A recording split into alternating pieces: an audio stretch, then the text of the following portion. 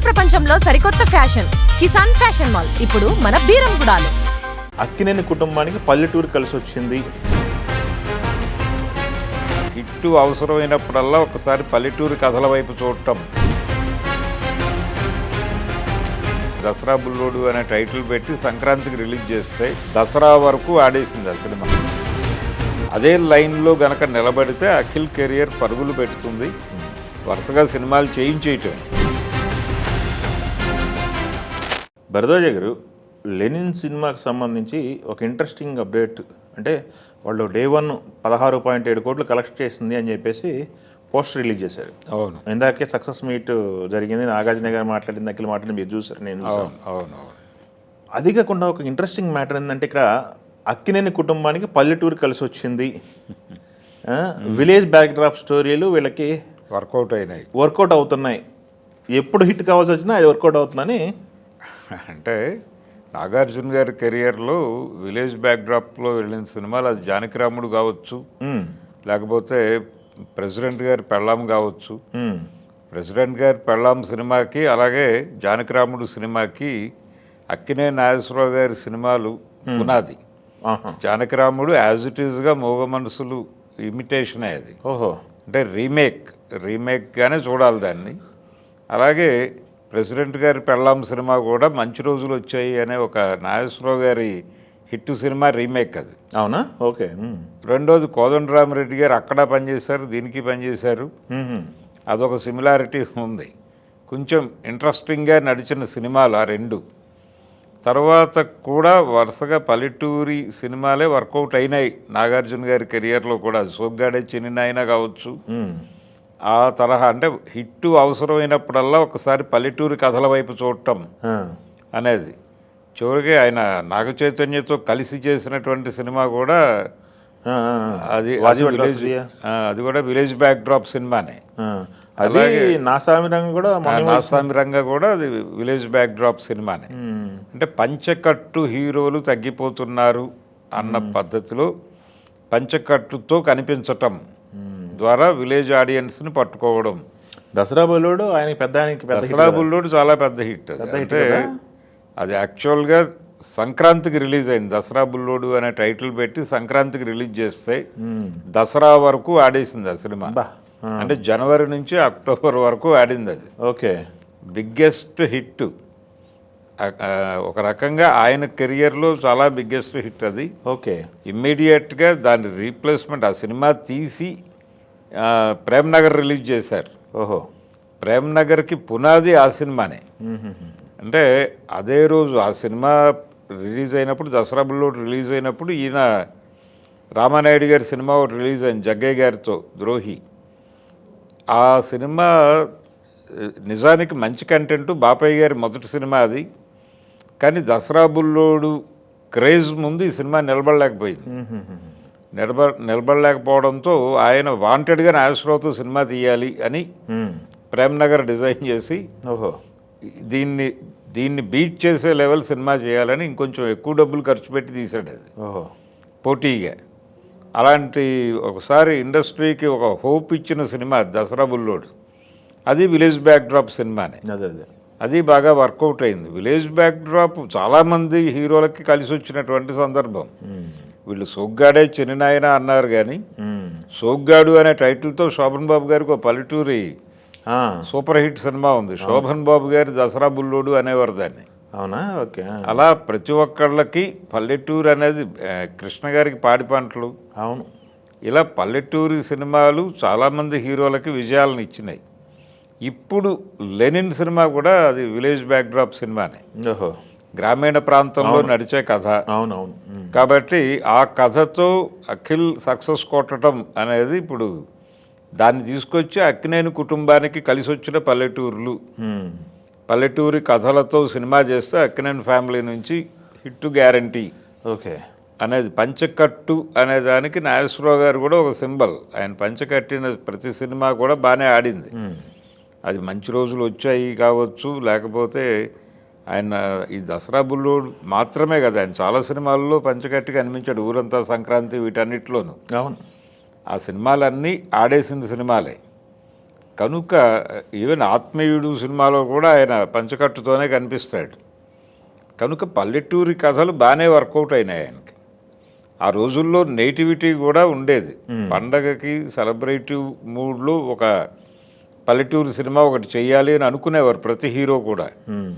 కాబట్టి ఈసారి అదే సెంటిమెంట్ ఇక్కడికి వచ్చినా కానీ ఈవెన్ రంగస్థలము ఇవన్నీ పల్లెటూరి కథలతో వచ్చిన ప్రతి సినిమా ప్రాపర్గా తీస్తే జనాలు భుజాలకు ఎత్తుకుంటున్నారు.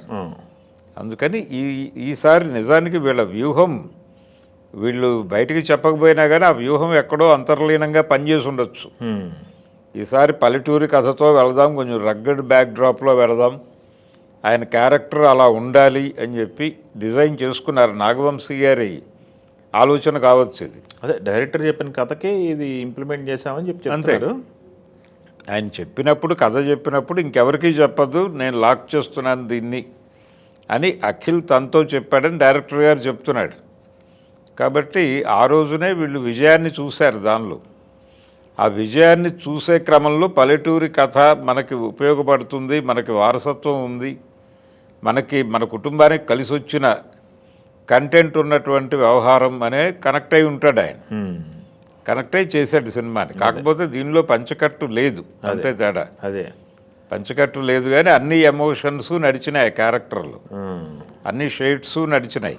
అదే ఆయన చెప్పిన దొంగరాముడు ఇష్టం అని చెప్పాడు కదా. అవును, ఆ దొంగరాముడు సినిమాకి సంబంధించి కూడా దొంగరాముడు ఫ్లేవర్, కొంత ఫ్లేవర్ నడిచింది. కానీ నిజానికి దొంగరాముడు లాంటి క్యారెక్టర్ ఒకటి అఖిల్తో డిజైన్ చేస్తే ఏదన్నా వేరే మంచి కాన్ఫ్లిక్ట్ ఒకటి డెవలప్ చేసి అలాంటి క్యారెక్టరైజేషన్తో గనక సినిమా తీస్తే వర్కౌట్ అవుతుంది ఇతని మీద. సో అలాంటి ప్రయోగాలు ఏదైనా చేయాలి ఇప్పుడు. రెండోది, అఖిల్ ఇప్పుడు లోకల్ మార్కెట్కి చాలా అవసరమైన హీరో. వీళ్ళు సంవత్సరానికి కనీసం 2-3 సినిమాలు చేయాలి వేగంగా. కొంచెం చిన్న కాన్ఫ్లిక్ట్ ఒకటి డెవలప్ చేయటం, ఒక కంటెంటు, అలా సరదాగా సినిమాలు చేసేయాలి పాత పద్ధతి. వాళ్ళ తాతగారు చేసినట్టు. లేకపోతే ఈ కథలో పదే పదే రామారావు గారి రెఫరెన్స్ వచ్చింది లెనిన్లో, ఎన్టీ రామారావు గారి రెఫరెన్స్. కాబట్టి ఆయన పద్ధతిలో లేదు, నాగేశ్వరరావు గారి పద్ధతిలో మీరు రెగ్యులర్గా సెట్స్లో ఉండి చిన్న చిన్న సినిమాలు తీసేయండి. లోకల్ మార్కెట్ ఇప్పుడు ఇలాంటి హీరోల కోసం వెయిటింగ్.